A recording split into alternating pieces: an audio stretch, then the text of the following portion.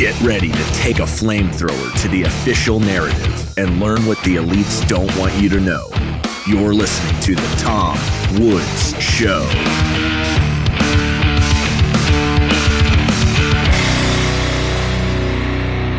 Hi everybody, Tom Woods here. It's episode 2705 of The Tom Woods Show, and I couldn't be happier to be welcoming back the great Troy Broussard.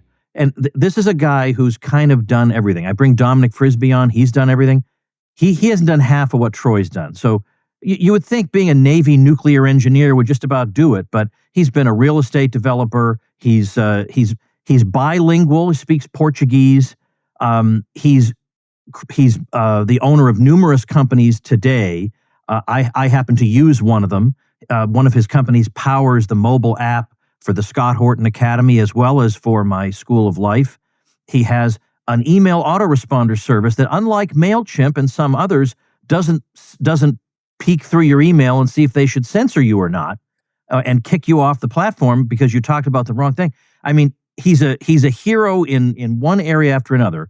But in particular, we're going to talk inflation, the economy, and what we can do. And Troy, before I even let you say hello, I have to be petty, because I don't think this is petty. But the last time I had you on was earlier this year, and we talked about low stress options, which is or low stress trading is one of your companies, and your strategy for options trading, which not in a million years would I ever have thought I would be doing. Well, I have been telling people it's like you and your partner, John San Pietro, have discovered a wrinkle in the matrix. I don't know how to explain it, but this thing works. Well, when we came out with this episode last time, you and I got good feedback, but on YouTube, for some reasons in particular, YouTube, we had a lot of nasty people. Now, it's one thing to say, Troy's system sounds too good to be true, and I'm going to need a little bit more evidence. Fair enough. You know, that's perfectly reasonable thing to say. It is not perfectly reasonable to accuse old Woods here of trying to pull one over on his listeners. No. So this time, they ain't going to get away with that.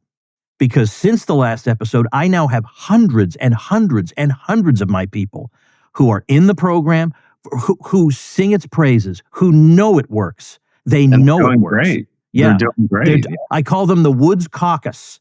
It's a big, big group. But anyway, Troy, welcome back. And I am so glad we are here for this victory lap episode of the Tom Woods Show.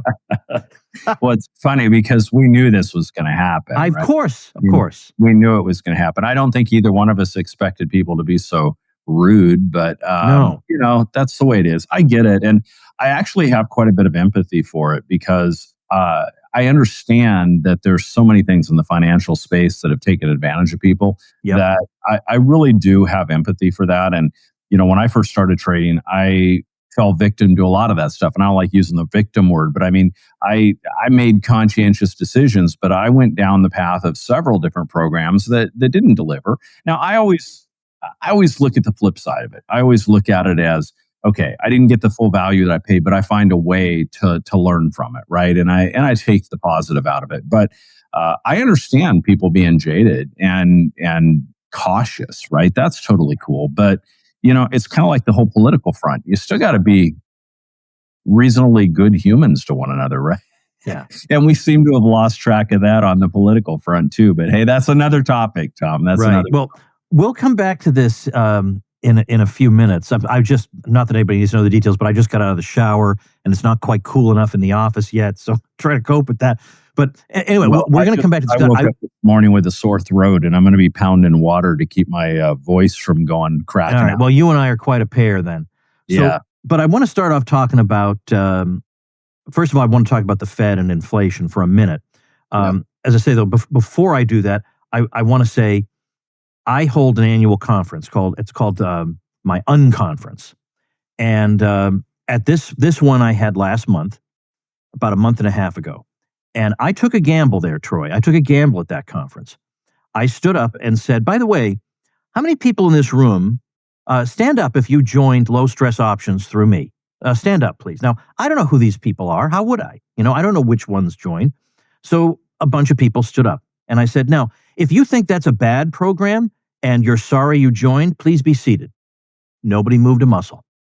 Now, that was a gamble. Maybe there were, one or two disgruntled members, but the thing is, my instincts told me, no, it's not going to be the case. Not going to be the case because the thing works. So they're going to be happy. So I took a gamble, and boy, did that, because you could have heard a pin drop in that room. People thought, oh my goodness. And then last thing before we talk about the Fed, I decided as another way of I'm just trying, this is the best thing I can do for people is to urge them to look into the program that you and I are going to be talking about. But it's the best thing I can do for them. So I added as a bonus, I said, I'm going to invite you to my Christmas party where Troy is going to be a special guest. Now, if these people weren't going to do well, why would I invite them to my own home where my children live, where the guy who co-created the program is going to be there in person? That would be one awkward social engagement, wouldn't it? Yeah. But it's not going to be awkward, Troy, because they're going to be cheering. Like when I introduce you, they're going to be cheering. They're going to be shaking your hand. Some of them are going to be hugging you. I'm just warning you. That's all right. My wife's Brazilian. We're a hugging family. Okay. So. But right. I had a similar experience, Tom. That as you know, in August, I went in for a routine procedure that turned into open heart triple bypass surgery. So that was not on the agenda. I went in for a routine procedure, and the next thing you know, they said, "You're not going home. Like, we got to schedule emergency surgery." I think I had just seen you a week before, something like that. Yeah. Literally, not even a week. It was the day before, because it was the day before. Yeah, you it were was at the day my house before. here over the weekend for that event that we had for the Shark Club, and it was literally the next Monday the following Monday that I went in, and we never know what things are, and they discovered some stuff, and they're like, "You're going to have surgery." And I'm like, "Okay, well, when is that going to be?" And they're like, "Probably about 7-8 days from now." I said, "Okay, well, let's get it scheduled. Come back." And they're like, "No, you don't understand. You're not going anywhere. You're staying here. If you're in the ICU, in the hospital, in the ICU, and you have a heart attack right now, you got about a 2 to 3% survival rate. So no, you're not going anywhere." And I'm like, wow. And that really hit, right? And anyway, the story of all this is when I came out of the hospital, one of the people that works with us, she's actually an owner now, Jenny, she wanted to do this cool thing, and she had a bunch of conversations with students, many of them yours, right? And they left us a bunch of reviews up on Trustpilot, and then she had it all framed and turned into this great backdrop. It's sitting right over there. I should probably pick it up and show you. But anyway, she did this whole thing with this special and went through all this. And here's the funny part of it all. Trustpilot, we put our reviews on Trustpilot because of the trust factor. We can't edit those reviews. We can't change them. We can't disapprove them. What's there is there. And so the reviews were coming in so fast and furious because, so many people joined through the last time through our promotion with you that Trustpilot said, we're suspicious of all this. So they actually started requiring our students to submit the receipt proving that they had bought the program because they were suspicious of the reviews. And that to me, I wear like a badge of honor because it shows just how well this works. And ironically enough, we've had like 4 people now join the program just that from the reviews. They were browsing around on Trustpilot looking for a trading company that was respectable. And just because of the reviews alone came and joined us into the program. So I think that kind of says volumes. It does. Well, so we'll get into the details of that in a little while. It is absolutely life-changing. You'd be out of your mind not to at least consider it. I've never promoted anything in my life that has more potential to change your life completely in the best possible way. So here's the thing. The Fed thinks that the worst thing that can happen is falling prices. So it's constantly on the alert for deflation. Now, it has no reason to fear this because it's always making sure we can't possibly have falling prices.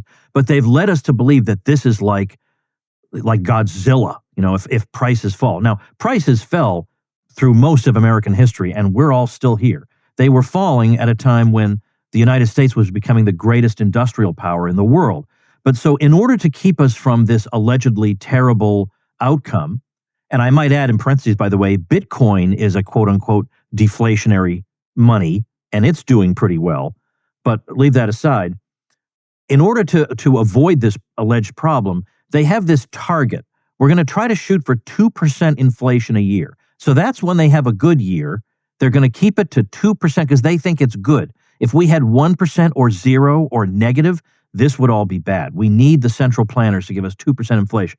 Now, we know do they ever really get 2% inflation? But the point is, even if they got 2% inflation, and we could all agree that, yes, the price level is rising at 2%, even if we could agree, that still means that in a generation, you've lost 30% of the value of your savings. So even the best case scenario with the Fed, where, because right now we know that with inflation, they're keeping the price of food and energy and used cars and stuff like that out of it, which distorts the real number. But even if the real number were 2%, it's still a disaster.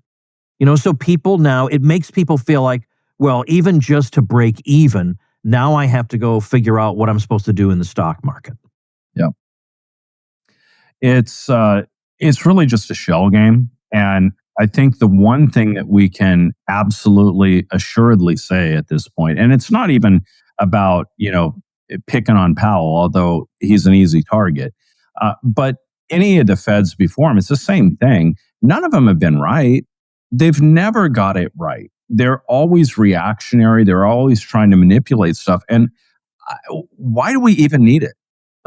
Why do we need it? Let the free market economy do what it's going to do. I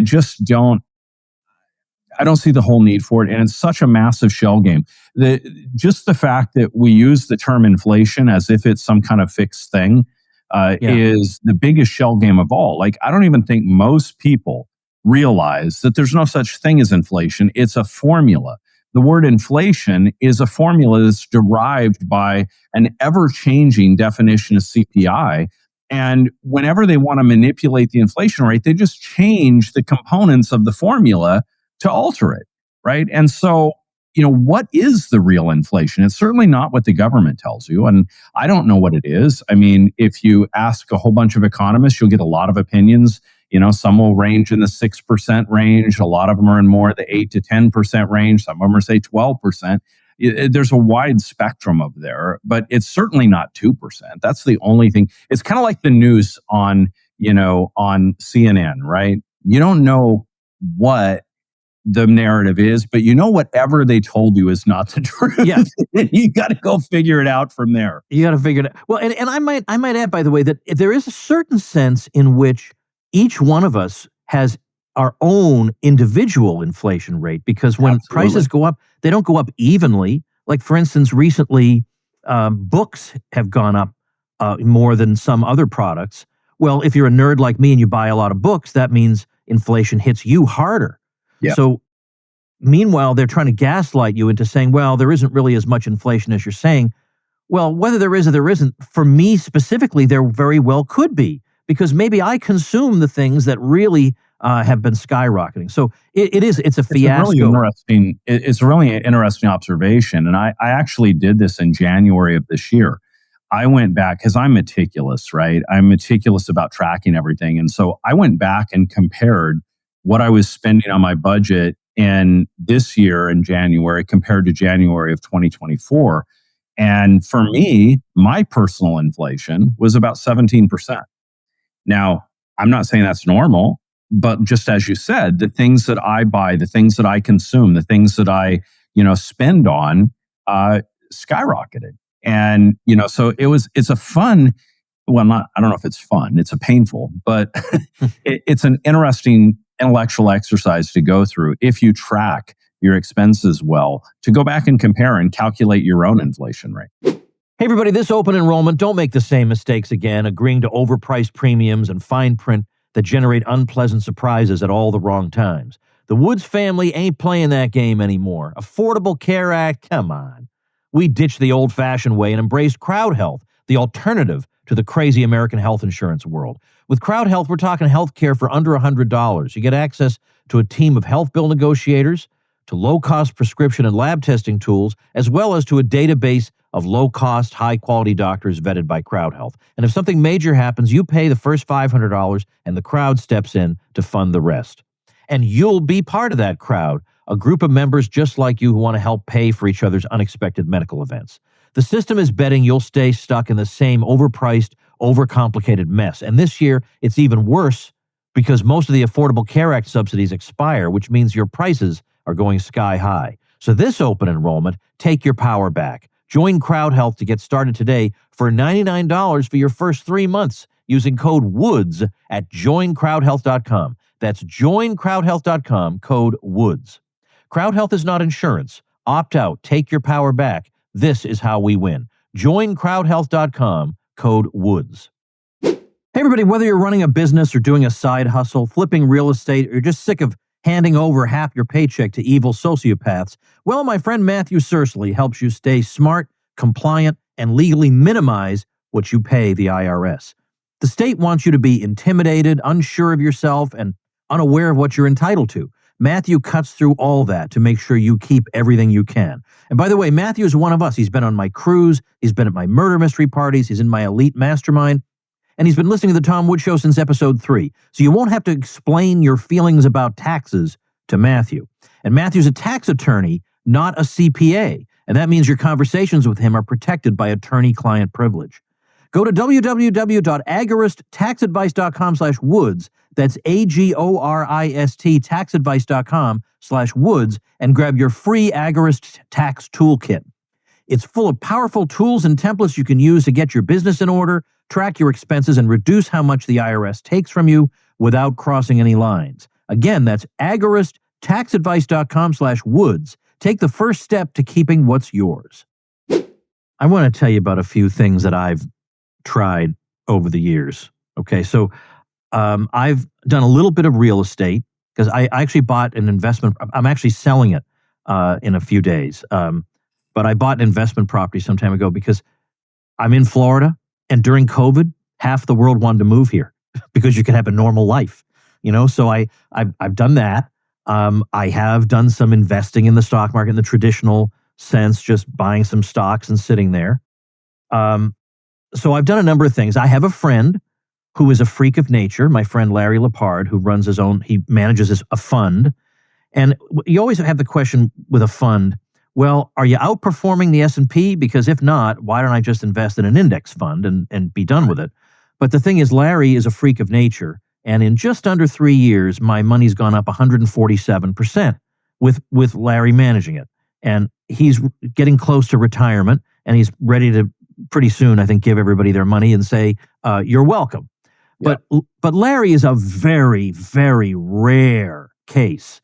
And I'm lucky. I've known Larry for years. I knew he was a freak of nature for years. I knew he could beat the market. But how is anybody else going to know that? I mean, I told my community about Larry, and some of my people put their money in his fund, and they're very happy they did. But you can't count on that. You can't count on, I will discover a freak of nature who will be able to manage my money and give me that kind of return. Because most money managers are lucky to be, again, as good as an index fund. So therefore, I know I have to do something because otherwise inflation's going to eat up everything I've worked for. You can't do nothing. That is absolutely not an option. You cannot just be in cash.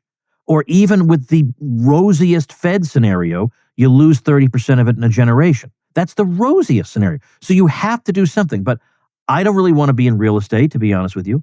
I don't want to be throwing darts at a dartboard in the stock market, like, well, this is a good buy and hold investment.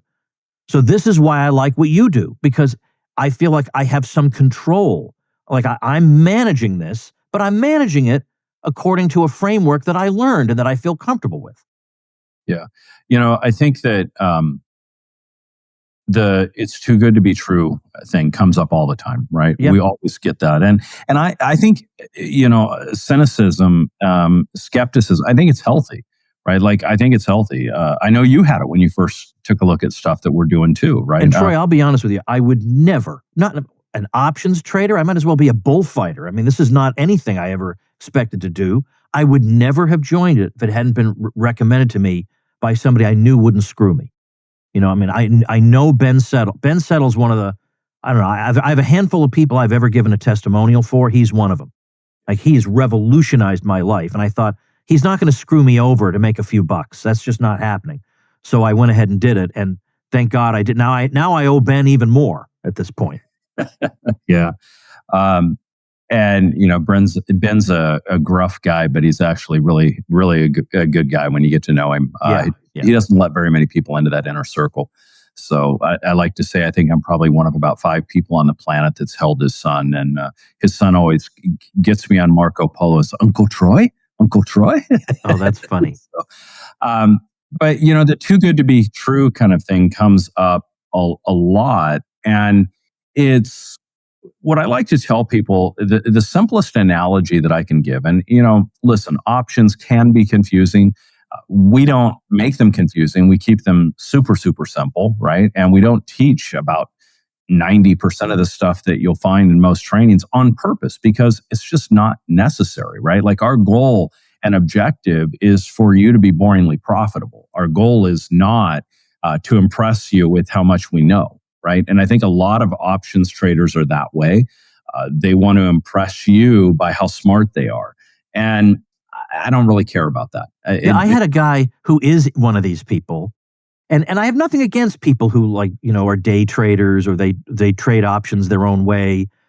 We had a few critics from options traders say, I haven't made that much money because you're on the losing side, man. That's why you're not making any money. But I was explaining to him what I was doing and he said, oh, you're short gamma. And I thought, well, you shut up. Like, how does that help?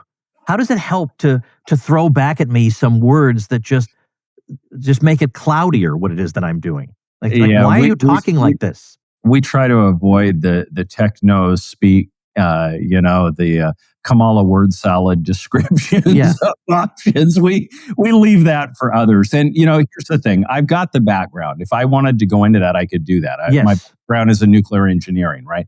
But I learned a long time ago that if you want to be successful, don't try to impress people about how much you know. Instead, impress them about how simple you can make something for them to do.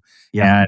And that's what I focus on. We just focus on that simplicity. And so in that mantra, let's talk about the simplest way to relate to this is, you said they're on the wrong side of options. Here's the funny thing. Every time I host a call, I ask people to raise their hands if they've heard that options are really risky. And everybody is people are double-handed going up, right? And then I've also, asked them, I said, well, what if I told you that, the way that we trade options is actually safer than buying the stock? And nobody believes that, right? Well, here's the thing. Both things can be true. Two things can be true. And they're actually divergent, but they're both true. And the reason is options are really risky if you're on the wrong side of the equation, if you're on the buying side of options. You got to be right on everything. You got to be right on the stock that you're picking. You got to be right on the timing in the market. You got to be right in how big of a move you think it's going to make. And then you got to be right on, the duration. And it's just, it's very, very difficult. There's a lot of things you got to get right in order to win. And so most people, when they think about options, they hear about that because that's the risky side of options. And people are drawn to it like they're drawn to the lotto, right? Yeah. They're drawn to it because they hear about people making huge money in options. And so they're drawn to that kind of gambling mindset, which I hate even using the G word. No. I never do because I don't want people to draw that conclusion. But when you're on the wrong side, that's kind of what it is, right? But then there's the other side of the equation. And that's the selling option side. And here's the way that I like to describe it, Tom. I like to describe it as the bank, okay? We all know that the bank lends money. And if the market's just booming, the bank is going to have low interest rates and they're going to have a lot of loans that they're going to be making because everybody's booming. Everybody's got money to trade. So they're going to be, buying houses. They're going to be buying vehicles and they're going to get loans from the bank. And so the bank is going to make money on volume and lower interest rates. But what happens when the market slows down? Well, the bank's not going to have as much volume, right? They're going to have fewer loans, but they're still going to make money. And what do? They raise the interest rates. So the cost of money from the bank now gets higher and they still make money. Now, when the market goes bad and you and I have been around long enough to see some really crazy lending percentages in the marketplace, right? Big double-digit mortgage rates. And that kind of stuff happens in a very, very bad market. But does the bank stop lending money? No. People still have to buy houses. They still have to buy cars. Not as many people are buying. If they can avoid it, they're probably waiting because they know they're going to have to pay the piper. They're going to have to pay a lot more interest to the bank, but it still moves forward and the bank still makes money. And that's really when we say that we can make money in an up, down, or sideways economy. That's why, because we're on the lending side, right? We're not on that speculative side. We're on the side of providing liquidity to the marketplace and getting paid a small interest, call it. It's not interest, but consider it interest. It's premium, each week. And that's really the difference. And I think once people kind of wrap their head around that, they realize that the bank makes money every week. The bank always makes money. It doesn't matter what the market's like. They're going to make money. And that's what we do. Now, it's not as sexy. It's not as sexy. Making 1% a week on your portfolio doesn't sound that sexy. But if you know math and you do the math of what 1% compounded 52 weeks through the year, that turns into a pretty big number, right? 67, 68% with rounding, whatever. That's significant. And yet when you compare it to the buyer side, they're seeing the 500% gains and stuff. They just don't tell you about the fact that they lose about 72% of the time, right? And Troy, not to mention, as with a friend of mine, they are hunched over their computer screens all day long, frantically monitoring the markets, which is the last thing in the world I would ever want to do. So I don't have to do any of that. Don't do any of it. And what I love is they live to trade, right? They live to trade, and whereas I trade to live. Yeah. I have done this during some of my big public events. I have a week-long cruise that I host every year, and I'm doing options trading. Nobody even notices because it takes me no time at all. I spend an hour or two over the weekend, and then every day it's about a minute or two per day. Yeah. And that's it. To monitor it, and that's it. It's I'm in on Monday, I'm out on Friday, and that's it. I mean, I again, not in a million years did I ever think that I would do this. Yeah. But your thing, your low stress options, is like a wrinkle in the matrix. Yeah, and I wrote an email about this. I don't know if you saw that email that I sent out. It was about a week or so ago, but I wrote an email about this because we always get this, feedback of too good to be true, right? It's only $1,000 or whatever. Or it's only $2,000, or I paid $10,000 or $12,000 for something else, and why? This is just too good to be true. And so I started to write down all the things of why we're able to be so competitive in this marketplace that nobody else can. And they just can't replicate it. And when you start to look into that, it becomes pretty apparent, right? I mean, first of all, I'm kind of a camouflage unicorn, right? I mean, I've got the military background. I've got the discipline side of things. I've got the trading history and crypto and day trading and all these other kind of platforms that I've done over the years. But then I also have the business side of it and the entrepreneurial side. This is my 28th company that I've created. Now, many of those were just holding companies and a real estate thing, so I don't want to over-exaggerate that or anything, but it's true, right? And when I was doing my land development days. So I've gone through where I've got all of these different things. And then on top of that, I'm a software guy, right? So we have an entire team of software developers working on the platform. And yeah, everybody's got teams, no big deal. But again, there's kind of a little wrinkle in the matrix. My wife is Brazilian. I lived in Brazil for 10 years. I speak fluent Portuguese. So we're able to maintain an offshore development team and treat them extremely well, pay them better than they would make working, locally by far, and even offering things like, compensation for profit sharing. That nobody does profit sharing for contractors, right? But we do. And so we have this kind of wrinkle where all of these things kind of fit together, where I've got the software experience, I've got the development team that's been with me for many years. We even had part of the platform already written. We already had a social network platform already built that I just rebranded into what has become low stress trading, right? And so when you kind of look at all of these things, it really is. It really is just a special combination that most companies would have to pay, many millions, if not tens of millions, to do something that we've been able to do because we already had all of the core competencies and the teams and the things in place to put this out there. So it's really something you kind of, it even, when I started writing that email and listing all the different line items, even that kind of surprised the heck out of me of just how uniquely positioned we were for this industry. Hey everybody, Tom Woods here with a quick tip for small business owners. If your business isn't showing up online, your competitors are getting the leads and you're missing out. That's where Persist SEO comes in. For over 15 years, they've been helping local businesses grow through SEO, paid ads, and the latest in AI-powered search optimization, so you stay visible and competitive in the digital age.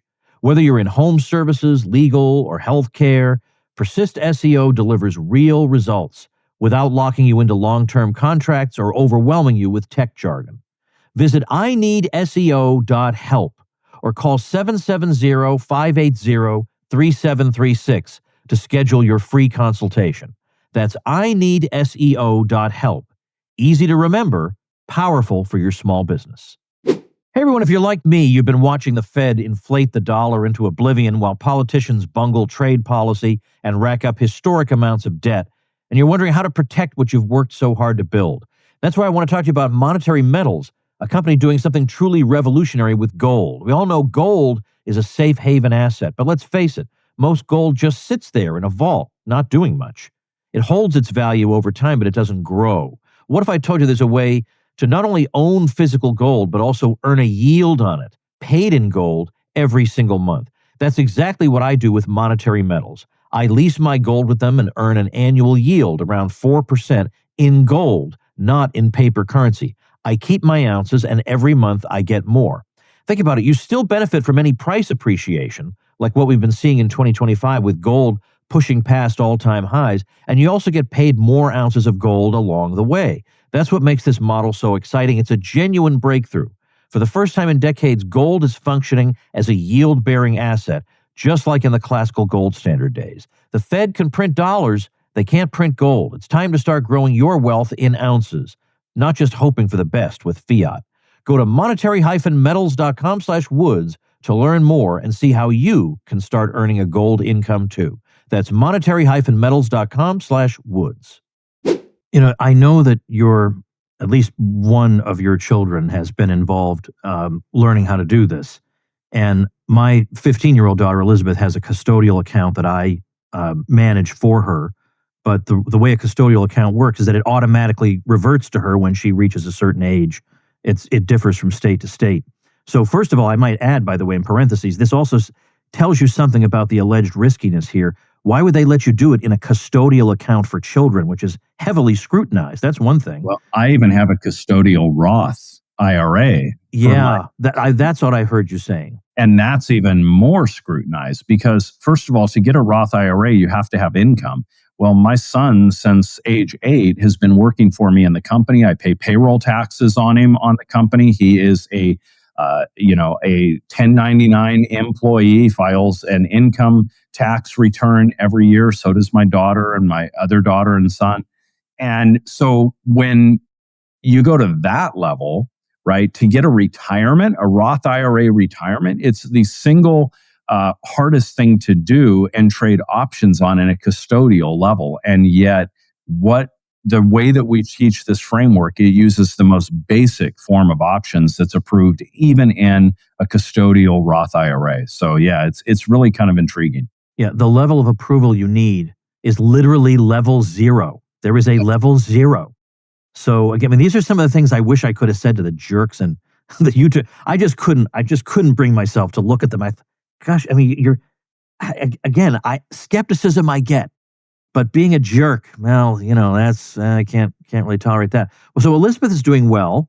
What we started doing at the beginning was we would trade options on companies that I felt like she would be likely to have heard of. They also had to meet the technical criteria that the framework looks for. But so we had done Chewy or Bath and Body Works or Rumble. She knows about the YouTube alternative Rumble. And that actually worked. That actually has worked pretty well for her. We don't do that exclusively. I'm moving her over to, okay, now we have to realize that we're probably not going to hear. Some of these companies will be new to us, and we look into them. But every week, she started off with a $5,000 account. She hadn't saved that. I put that in there, and she's seeing the 1+% every week. That's over, and she just finds this fascinating that she's off doing other things, and somehow this works. Well, I got to think.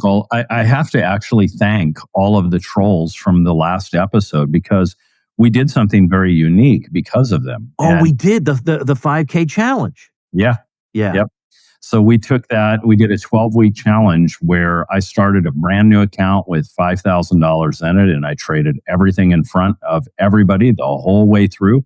Didn't do a single trade that wasn't documented, and let everybody just watch as I did the whole thing. And I don't remember the exact number at the end. I think it was about 7,300 or something that we took the account to in 12 weeks from 5,000. And there's round numbers there. Don't quote me on that.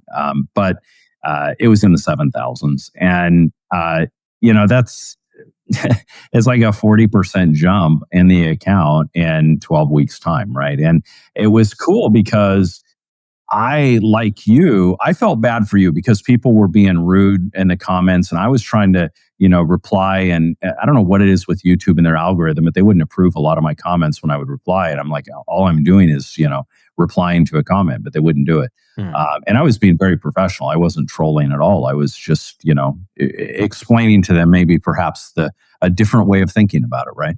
But, I took it really personally too, because it was everything that I've done my whole life. My reputation stands for itself, right? I have been that way in everything, in all of my businesses. So it was kind of an affront to me as well, some of the commentary that came through. So, we said, well, you know what? How do we prove them wrong? And let's just go out there and put a, put up or show up challenge and document the whole thing. And we did that. And for people loved that. There were so many people on that call.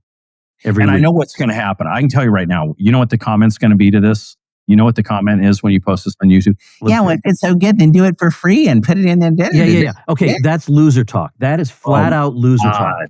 Do it for free. Screw you. Do it for free. What gets it? Plus, if you have no skin in the game, you're not going to do anything. That's just a fact. You have no skin in the game, and the skin that's being asked of you is so little. It's almost embarrassing how little it is. Now, but let's go back, because I never even asked you in this conversation to describe for a normal person, which you're good at without any lingo. And by the way, the lingo that you do need to learn, you learn it so quickly that then you feel like an old hand, like you love being able to talk this way. But describe without any lingo, what exactly is an option, so-called? I think the easiest way to describe it is to talk about the history of how it actually got started. And we're going to go back all the way to like 300 BC. And there was a Greek philosopher and astronomer by the name of Thales. And he was really good with astronomy through predicting weather patterns. And so he had it in his head that the next season was going to be a really good olive oil season. He thought the crops were going to be right, that everything was aligned, and that it was going to be a really good season, right? And he said, well, how can I take advantage of this? I know it's going to be a great season, and I want to make money on it. And so what he did is he approached all of the local factories that had the presses to squeeze the olives and turn it into olive oil. You had to go, use the presses and the machines. And the problem is, if he was right, then everybody would have a good crop. And all of his competitors would have a good crop, and he would try to go get the presses, and there wouldn't be any of them available because it would be a rush to get access to the presses. And he knew that was going to be true from past years. And if he was wrong, then it was just going to be bust. Nobody was, you'd have presses available, but you wouldn't have a crop, so it wouldn't matter, right? So it's boom or bust. And so he said, well, how can I create a win-win scenario? And so here's what he did. He approached the press, owners, and he said, I'll tell you what, I'm going to give you this fee to use your press exclusively if we get a good crop. Now, I'm going to pay you the fee no matter what. You get the fee today. You get to spend that money. It's yours. Put it in the bank, okay? And I'm going to take all the risk of whether we get a good crop or a bad crop, because he believed it was going to be a great crop. And so that's what he did. Now, for them, for the owners of the presses, it was a great deal because they're going to keep a small amount of profit, not much, but they'll keep a small amount of profit even if the crops don't come in. That's money that they wouldn't get if it was a bad season, because nobody would hire them and nobody would rent their presses. And so they got some money even in the worst case scenario, right? And then they said, well, they're kind of like trying to figure out his conniving ways. And they said, okay, well, that's all good, but if it's a good crop, then what's the advantage of me taking some upfront money? Because, then you're going to pay some discounted rate and you have exclusive use. He's like, oh, no. That's not it. He said, that fee is yours. That's separate. When the crop comes in, I will pay your full rate and you get to keep the fee as a bonus. And they're like, whoa, really? So if no crop, I still get to keep the fee. A really good crop, I still get my full rate. And why are you doing this? He said, because one thing, I get exclusive. I am tying up all of your presses. You can only sell them to me. You can't sell them to my competitors. They said, okay. So they made a deal. Well, that is, in a nutshell, what options are. Now, that's an example of buying a call option, which we don't do. We sell, we don't buy. But it's an example that illustrates where you're using a fee that's guaranteed and upfront that is irregardless of the outcome of what happens with the stock direction. I used an example of the weather, but in our case, it would be the stock. And that's the way this works. So in our example, we provide liquidity or money to the marketplace. So let's say it's a $25 stock, okay? Then we are selling a contract on that stock. We're not actually selling the stock. We don't actually own the stock. We're selling a contract on the stock, okay?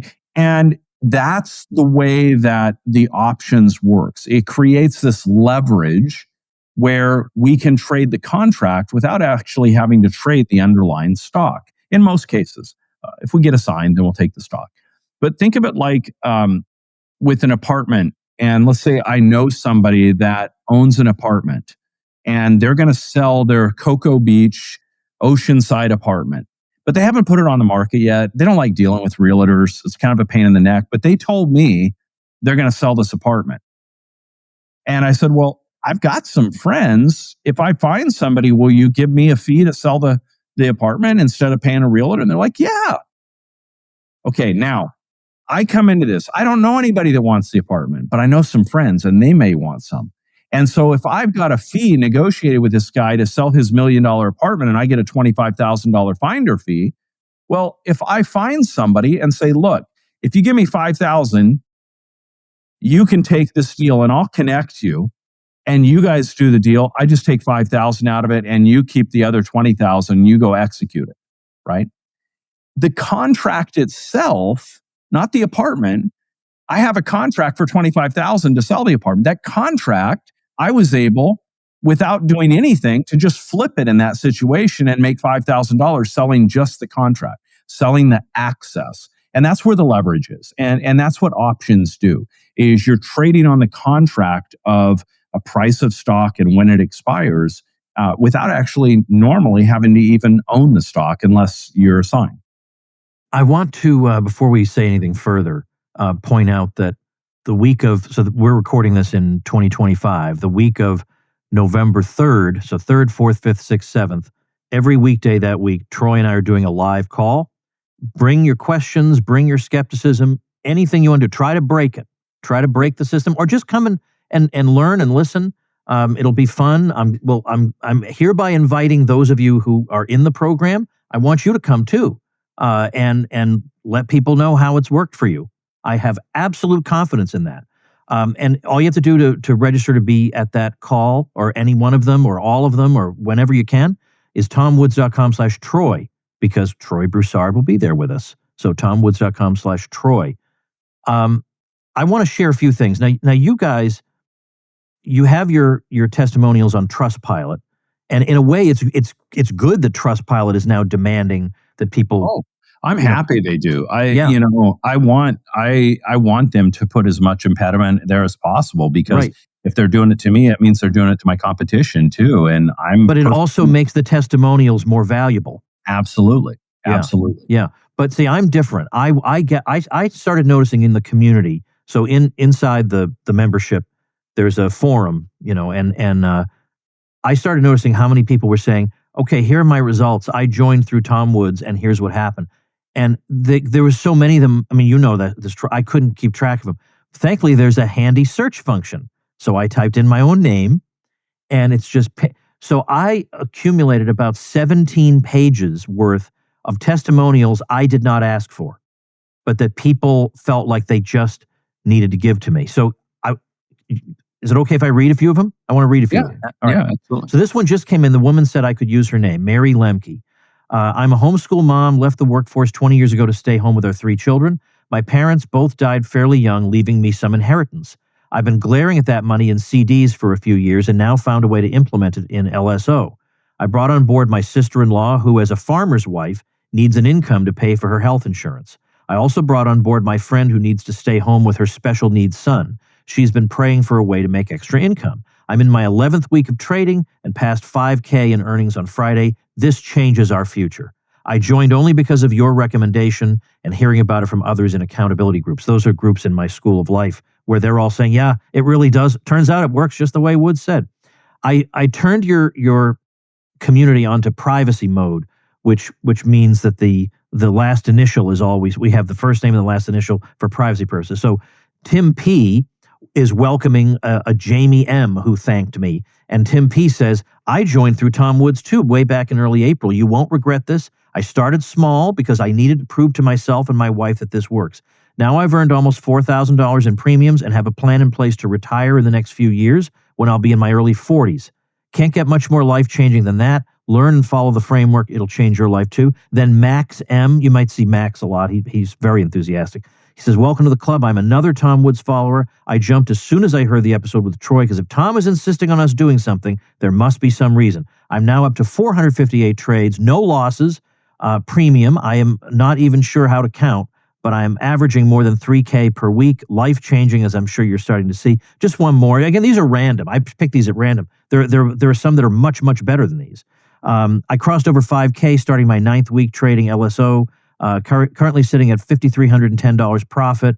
My deepest gratitude to Troy, John, the whole LSO crew, and of course to Tom Woods for bringing this program to my attention. Life-changing is no exaggeration. This goes on and on. We have other people who I've made $50,000 just since I joined. Other people at that level. Let me show a graph on the screen for those of you watching on video. I'm going to show you a neat thing I have. So can you see this? I can't move it too much because the coins will fall out. But this is in the shape of the low stress logo. It's an LS, okay? And there are coin slots. There are slots for each of a series of coins. And these are coins that you get as you reach certain earning milestones. So when you earn your first 1,000 in the program, you get the 1K coin sent to you. When you earn your first 5,000 in the program, you get your 5K coin. Then 10K, 25. I'm at 50, and Troy, I'm going to be writing for the $100,000 coin probably in the next few weeks. That's awesome. And it goes all the way to 5 million. Like after that, Troy's going to have to figure out what to do. But at this point, it goes up to after that, it doesn't matter, right? You don't even need it anymore. You proved it to yourself. So we haven't had anybody claim the 5 million yet. We've got a few of us, myself included, that have claimed the 1 million coin, but haven't got anybody up to the 5. But I don't worry too much about the big numbers. I really, that first testimonial that you read was really cool to me, because that's a school teacher, right? A school teacher, somebody that I have so much affinity for, and they're so underappreciated in society, right? Our school teachers don't make anything. We don't encourage them. The process, it's pathetic, right? So, I mean, that is really cool to see that, and to see them, helping I think they said their sister that had a, medical and paying for their insurance. Well, let me show you something, Tom, that I think you'll be able to see on here. But,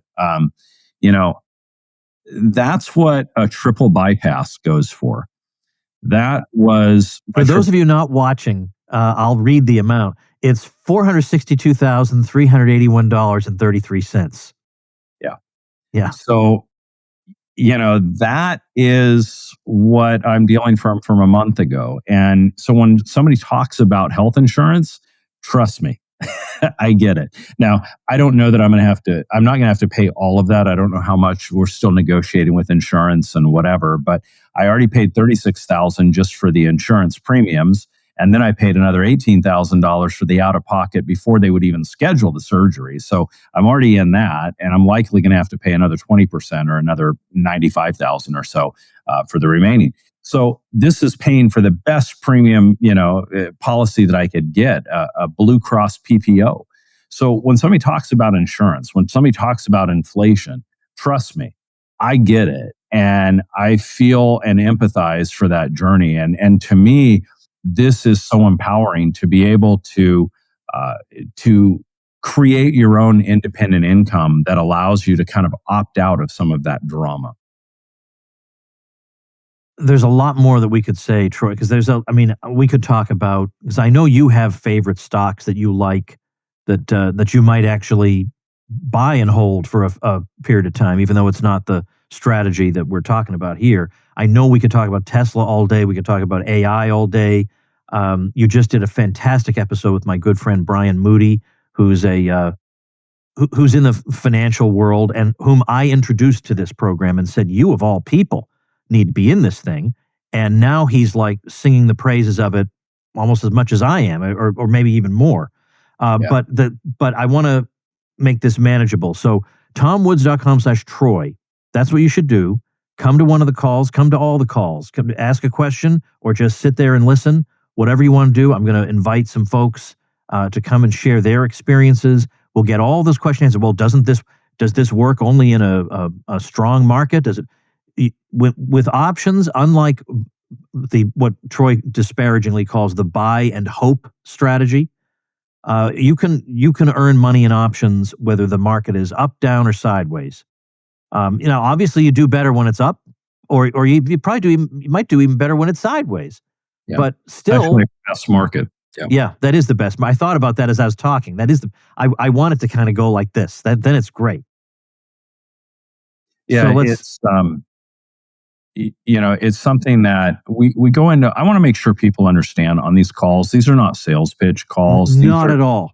Not at all. You're going to see, I don't even have a slide deck, guys. We don't even do the PowerPoint slide decks or keynotes or all of that stuff. Yeah, here's me with my kids at the beach, and here's my Corvette and all that. Can't stand that crap. Although he could do that. Troy does. I do like the Corvette. I do have my Corvette. Yeah. So. But people don't realize my Corvette is not the midlife crisis. My Corvette is, I grew up with Chevrolet. My grandfather was one of the youngest Chevrolet dealers in the history of Chevrolet in California. And so I grew up with Chevrolet for forever. And every time I hop in the Corvette, for me, that's like taking a ride with Grandpa, and I literally have the license plate frame that's 75 years old. Antique license plate frame on the back of my, brand new Vet. So that's kind of me taking Papa along for the ride. But I just want people to understand that, if you come to these calls, bring your enthusiasm, even if that enthusiasm is skepticism and criticism and cynicism. I'm game for all of that. It's kind of like the old Win Ben Stein's Money show on TV. Like I sincerely, I want you to bring that energy, and I'll happily address it as long as you do it professionally, right? That's all we ask. We don't tolerate any nonsense. I'm former military, so, I'm professional and respectful, and I expect you and demand that you be the same way, right? But, it's just going to be a conversation. And I think that in and of itself is refreshing in this industry, because nobody does it that way. Everybody does these fake interview. They make it look like it's a 60 minutes episode, and they do all of that. it's such nonsense, right? Or if they're not doing that, that's really popular in the financial space, right? You can't even read a sales page. You have to go watch a 50-minute long video to even see anything or even know what they're talking about. We don't do any of that. And I think you'll enjoy kind of a refreshing approach to how conversation around money and finances can be. So again, the link, tomwoods.com/Troy. It's going to be a great time. It's fun. Troy's a fun guy. I'm a fun guy. You're going to learn some stuff. You're going to hear about real, actual people. Some of these names of people you may actually know because, Troy, a lot of my people joined me back in the days when we were cheering for Ron Paul for president. We all got to know the same people across the country. And some of these people are those people. So you'll see some of those people. You say, oh, whatever became of that guy? Well, I guess he's an options trader now, turns out. Right. So, all right, tomwoods.com/Troy. That is what absolutely indispensable next step. The people who first time around said, I must do this, made a very, very good decision. I hope you guys do the same. Troy, great talking to you. I'm glad you're up and around. I'm glad you're robust again and you're getting back to the old way. Because I'm looking forward to having you at the Christmas party for one thing, but also I'm just happy to see you're going on long walks and you look like the same old guy. Yeah, I joined a new club. It's the Zipper Club with the surgery. But other than that, yeah, same guy. I'm back to my old self now. So thank you. It's always good to be on the show. I appreciate you and your people, and have enjoyed serving the hundreds of members of your caucus that we have already in the program, and look forward to doing our calls together in a week or so. I think at this point, although Ben just brought some people in, but for a while, it was like 40% of the membership, I think, is the Woods Caucus. That's a big chunk. I want to push that to 50. I want half the people. There we go. That's my goal. All right. Thanks again, Troy. Appreciate it. Take care. And thank you, ladies and gentlemen. Make yourself and those you love less vulnerable to the regime, both mentally and physically. Get more forbidden information at tomsfreebooks.com and be sure to subscribe to the show wherever you listen. See you next time.